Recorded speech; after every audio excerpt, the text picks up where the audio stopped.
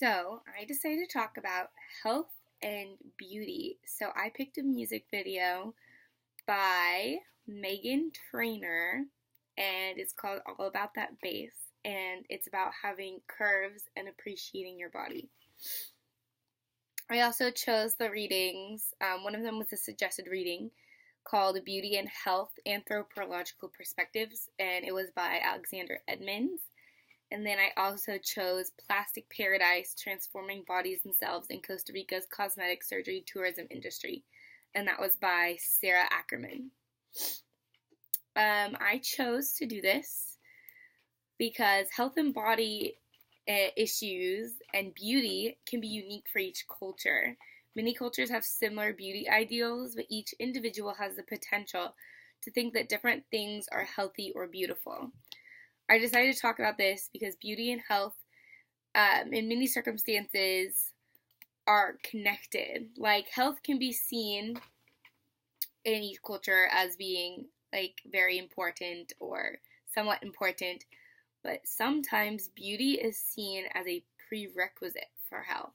So someone has to be beautiful to be seen as healthy.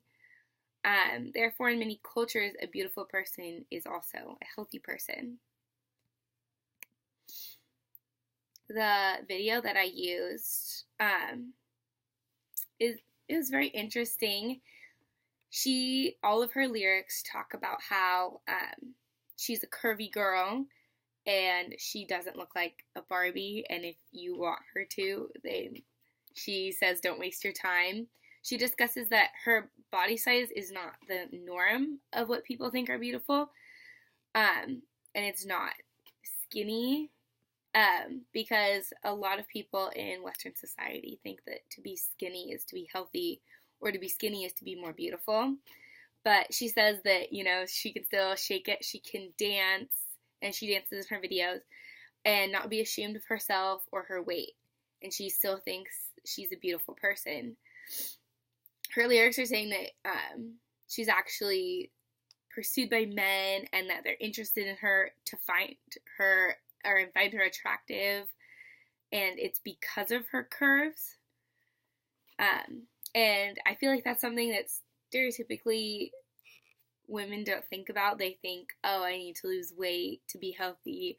I need to be skinnier to be healthy. Guys won't like me if I'm fat or overweight. But she's saying that even if you are overweight, embrace it. Embrace your curves. Because to be skinny isn't always to be healthy. She talks about in her song magazines and media and Photoshop, and how it's fake and how it's wrong to lead people on about what the true sizes are of all these celebrities and models that are on the covers. It's unhealthy for young girls to be idealizing these women when they have unrealistic bodies and they're photoshopped to appear aesthetically pleasing or perfect. These unreal definitions of beauty are made by computers. They're not real people, and therefore they're pretty much impossible to obtain unless, you wanted to go get plastic surgery.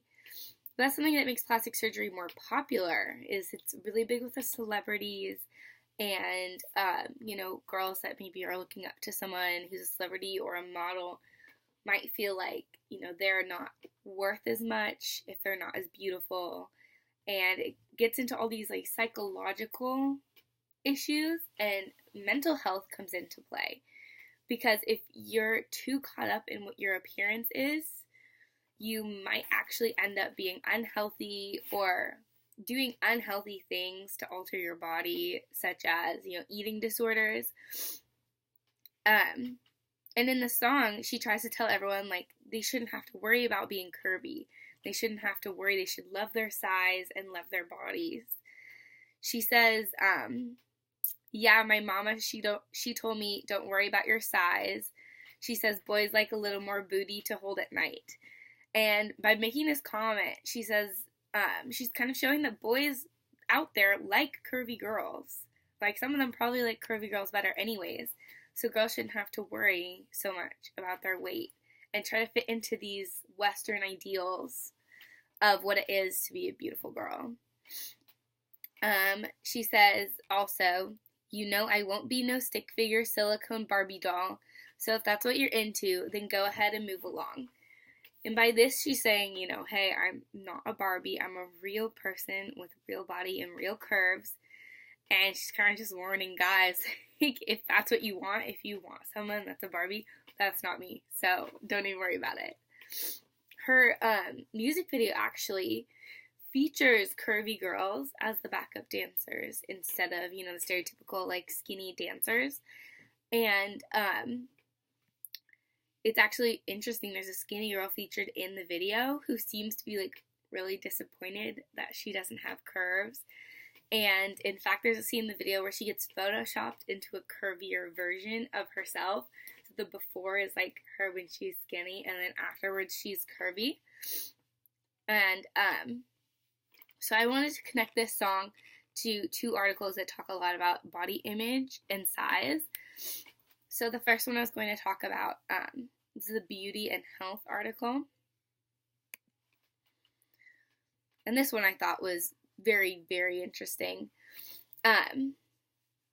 It's, you know, about how across the globe there's a huge range of body modification practices that people do. You know, there's like face painting, tattoos, the people that elongate their necks, people that wear corsets to give them smaller waists, the Chinese foot binding, all of those things. And, you know, many of these things are like, you know, very painful or violent. And mainly that's what's popular right now in Western culture is plastic surgery. So that's a big one I want to talk about, and also is featured in the other article. Also, this article talks about the tyranny of slenderness, where most Western civilizations and even cultures that are starting to adopt Western ideals of beauty are aiming for this, like, really intense, extreme goal of being slender. And over time, our fashion models have become, like, more and more skinny, and that's becoming the ideal beauty. And I thought it was really interesting because that's exactly what the song was talking about. And the song's trying to, like, break through those stereotypes and show that that's not always true when culture is just, like, repeatedly just saying skinny is beautiful, skinny is beautiful, skinny is beautiful. That there's a lot of beauty practices that are actually kind of seen as like a way of, like, social control. And this article talks a lot about patriarchy and having, like, the women have more power from being beautiful. And the other article talks a lot about how there's women that feel like they need these surgeries, they need plastic surgeries to be able to be more successful and get better jobs. And it's kind of crazy to think that we live in a culture that just needs so much to have someone be, like, aesthetically pleasing. It says in this article that even infants respond more to faces that are judged attractive by adults. And this implies that humans are born with, rather than learn, a template of beauty. And that is so crazy to me. Most, like, Westerners, like, appreciate, like, a symmetrical face, and women are supposed to have, like, a low waist to hip ratio, and men are supposed to have high shoulder to waist ratios. And also smooth skin is very important, hairless skin. And plastic surgery is one of the most, you know, disturbing examples of, like, how we alter ourselves. But there's, like, a bunch of other ways that we, like, shape ourselves. You know, we get non-surgical procedures like facials, and, you know, we obsess over what we eat, and we obsess over working out. And this article says that I emphasize not just the decoration or enhancement of the body, which is, after all, a quasi-universal social practice, but the way in which aesthetics and the psychological health of the organism become linked. So what the author was really getting at was, like, the link between your health, your mental health, and how you feel about yourself. is really important. There's very high rates of cesarean sections in Brazil, and this is something that's not as common in the U.S., but a lot of these women are getting cesarean sections instead of giving like regular vaginal births because they want to preserve their vaginal anatomy. They don't want to be damaged at all by giving childbirth the natural way.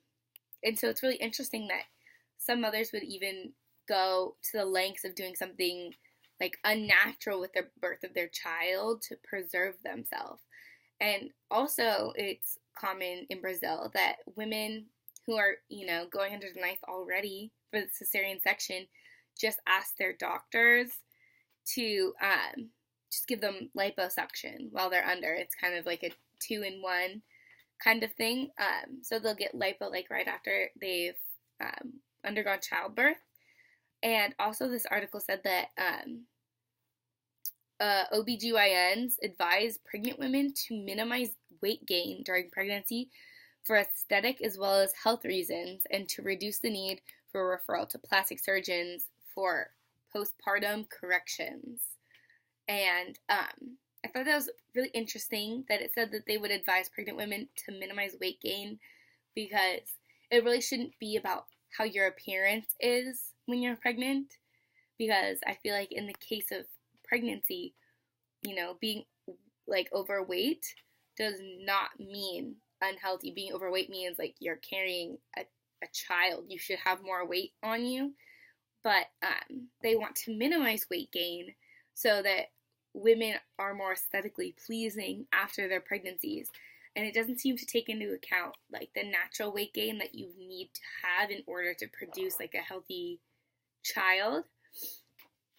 And it says that they say it for aesthetic as well as health reasons.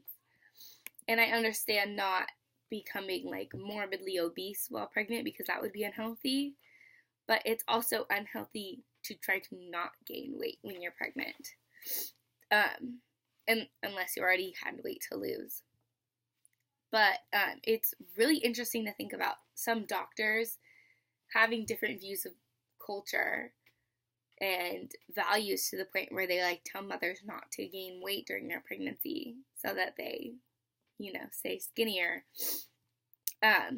There's a lot that we talked about in this class about medicalization and pills like Viagra. And with the medicalization of beauty, weight loss pills are becoming really, really popular. And, hormonal therapies, and Viagra and things, because in our culture we're obsessed with this aesthetic, pleasing look.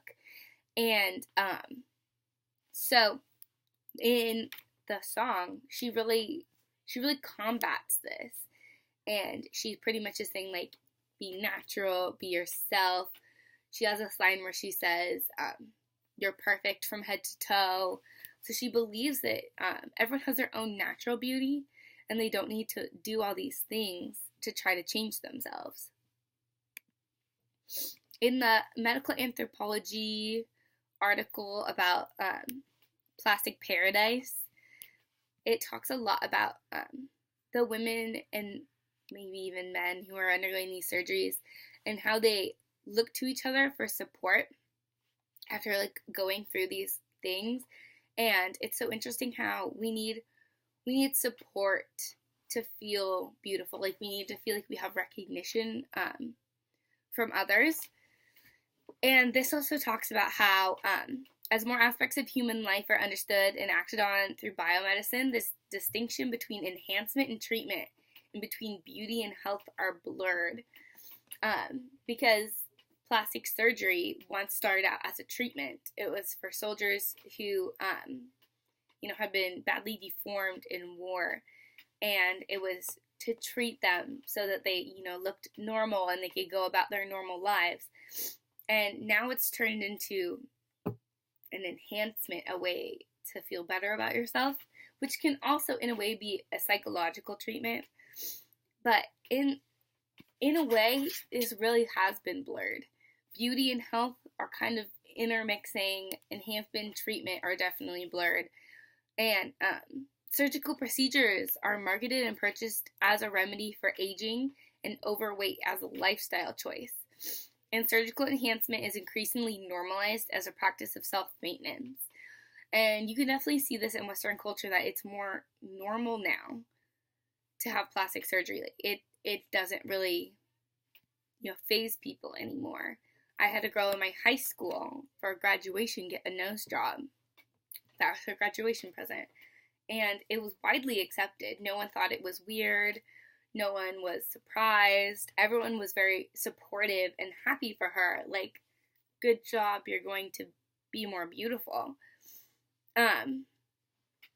This article talked a lot about how the logic of cosmetic surgery justifies the invasive alteration of healthy bodies by perceiving them as out of bounds or abnormal in their visual aging, or if they are overweight, their disproportion or deviation from gendered and racialized beauty ideals. And this is exactly what I was talking about.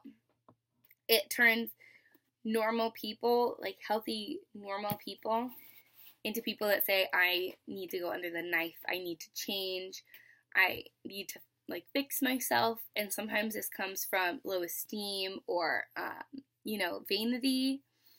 And it's really, really crazy to think about that so many people are open to doing these things that may or may not be healthy for them.